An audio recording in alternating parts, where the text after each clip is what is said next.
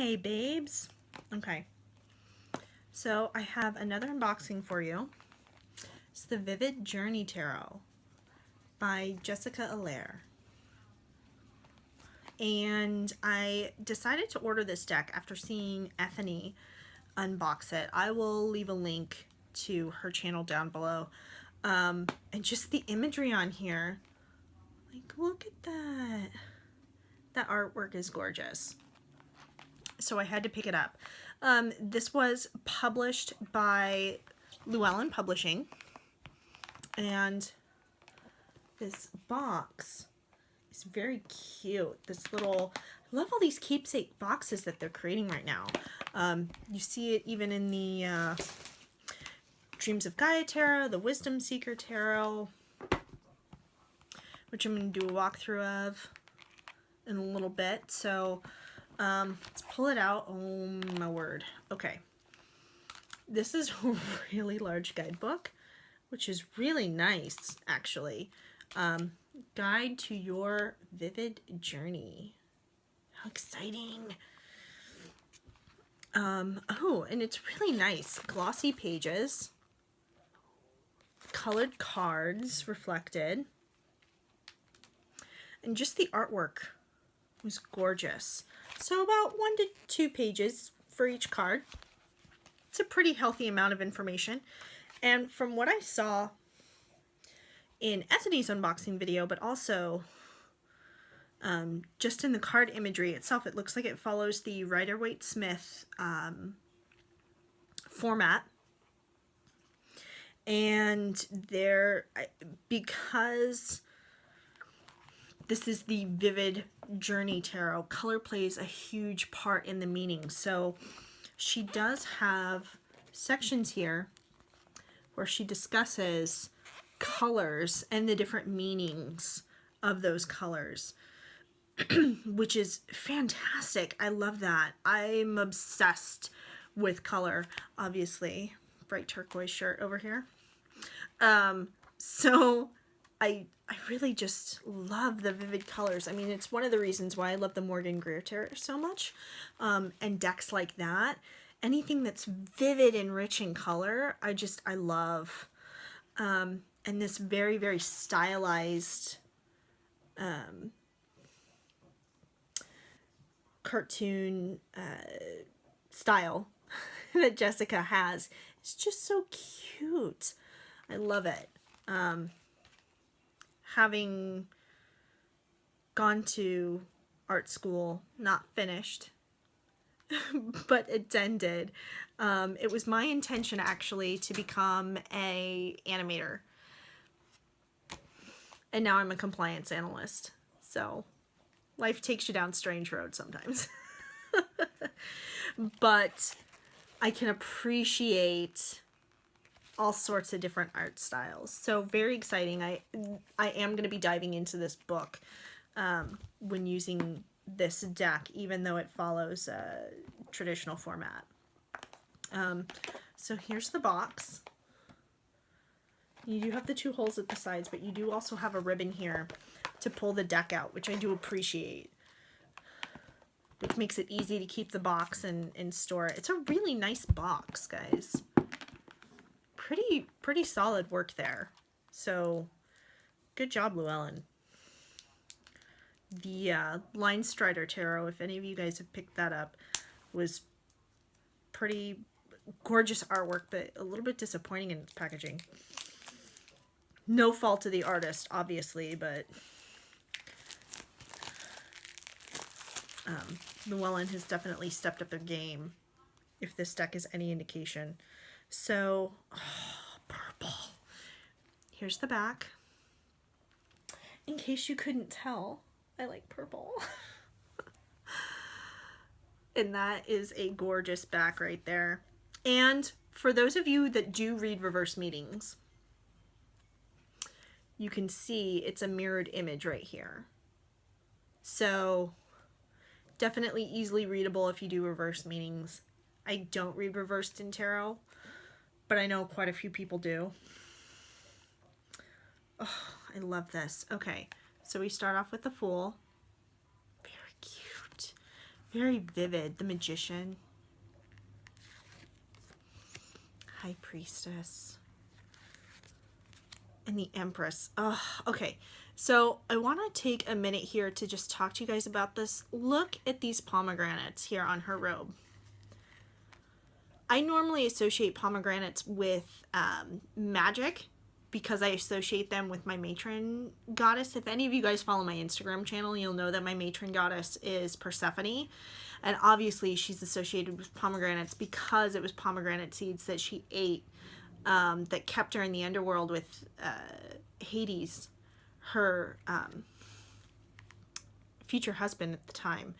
So pomegranates for me are a very powerful symbol in the way of magic.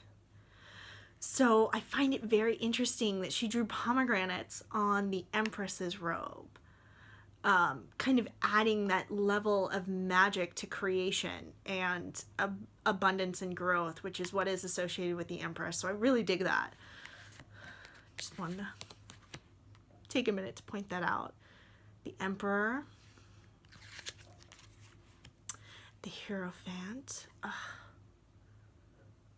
I love her art style. It's so cute. The Lovers. And I mean, just the style is amazing. The color in there. Obviously, the Vivid Journey color. The Chariot, 2 different colored horses here as well, which is interesting. I like that. Strength. The infinity symbol.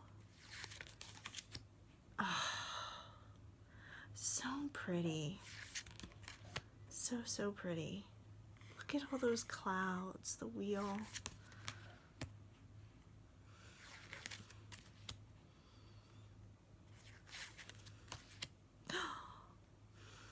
Okay, that's the cutest death card I've ever seen.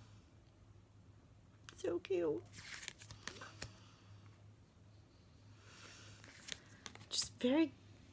Just great imagery right here. Oh my gosh, look at that tower.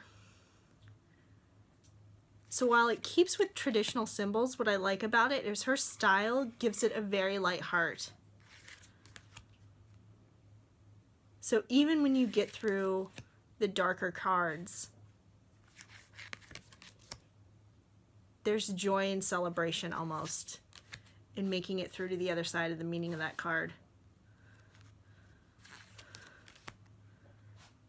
Okay, and we do see quite a bit of traditional symbolism from the Rider-Waite system. Oh, look at that.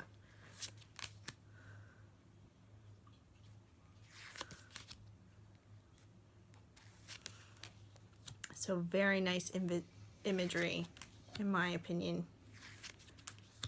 Very, very pretty. Oh, and the load. Oh, look at the little page. The knight there. Queen, king, cups. And so as you can see, there's like a specific color palette used for each of the suits, which is really nice. Kind of keeps them all in theme.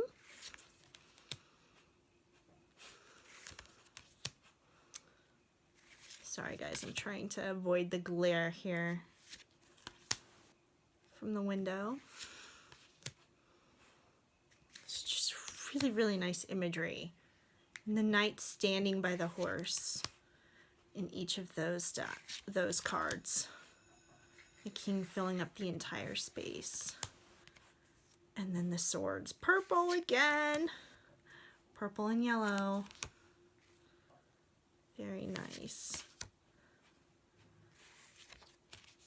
So while there's traditional symbolism in there, it's definitely stylized to her own style, which is fantastic and something that I really appreciate.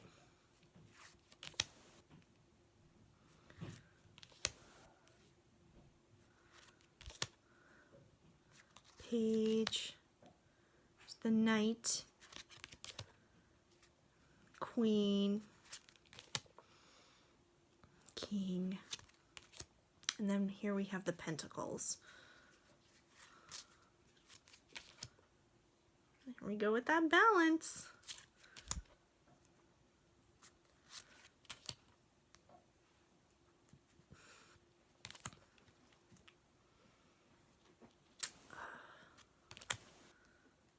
I love that. It's always interesting to me. One of the Five of Pentacles isn't a great card to pull in readings, I know, because of the poverty aspect of the card. But the stained glass window symbolizing the hope and help that's within reach, I'm always interested to see how everybody portrays that stained glass window, because I've loved stained glass ever since I was a little kid. So it's really intriguing to me seeing the different styles of stained glass that everybody does. So I like that she kept that in.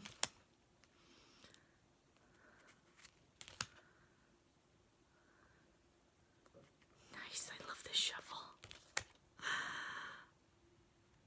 Oh.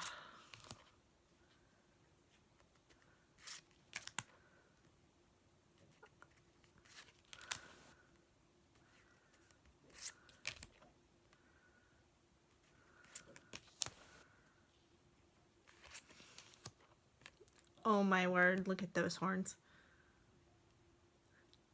I love it. So, very, very cute deck. Something that a deck that I would highly recommend if you like something that's a little bit more lighthearted. I absolutely love my indie card decks, and I know that for a while there, everybody was talking about the Wild Unknown Tarot, and I actually have that deck. And it's gorgeous. I love the fact that there aren't any humans in it anywhere. It's all animals. However, what's very disappointing in that deck is that a lot of the images, and I guess I wouldn't say disappointing, just different. Because if you work with those types of images, then it's like the perfect deck for you. But there are a lot of very dark, triggering images in the Wild Unknown Tarot that I wouldn't use that deck at all for grief work whatsoever. If you need a deck that's going to be a bit more playful, then this deck, it definitely one to pick up in my opinion. I have seen but not worked with the Happy Tarot, but it's something that's on my wish list because of the imagery on it. I have, just running the gambit, plenty of dark and light tarot decks, and everything in between. But this one's just, I love it when they're fun, because I feel like tarot and divination in general should be fun. At least that's my opinion. So we'll shuffle and we'll draw a card, and we'll see what Jessica actually includes in her meaning.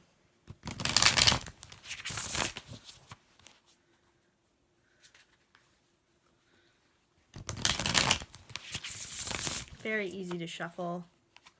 Pretty good card stock, in my opinion. I'm obsessed with the Star Child Tarot, and I appreciate the 350 MSG level card stock. I think it keeps really well, but bitch to shuffle. Just throwing that out there. I don't see very many people bringing it up, but the one con that really stands out for me with those decks is that they're a pain in the ass to shuffle. They really are. Gorgeous cards, not shuffling so easily.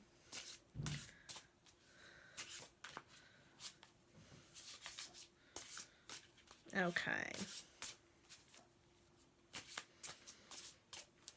This is definitely a deck I can see passing on to my kids when they get old enough to actually start working with the tarot. They have quite a few oracle decks of their own. But let's face it, they're 5 and 6 and they still struggle with reading. Memorizing the meanings of 78 cards is going to be a bit tricky for them. So, about, I think 8 years old. 8, 9. Probably be a good age to start them on this path if they show an interest in it. Obviously, I'm not going to force anything down their throats, so we shall see. Alrighty, guys. Oh, 8 of Wands. Look at that spiral. Actually, really like that. So what the book provides us with the 8 of Wands, there's the wand suit. This card is all about movement and travel. Little vortex right here. The 8 of Wands represent ideas and inspiration. With forward momentum, the wands push you towards your end goals. Are you starting a new project?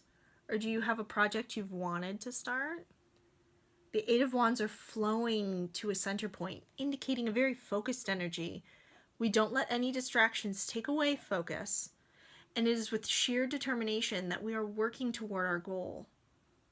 If you aren't already, this card might be telling you that you need to really focus and get your hands dirty to get what you are seeking. Do you go with the flow? Could your goal benefit from a change in focus? Reversely, so she does have reverse meanings in here, the 8 of Wands reminds us that with everything comes balance.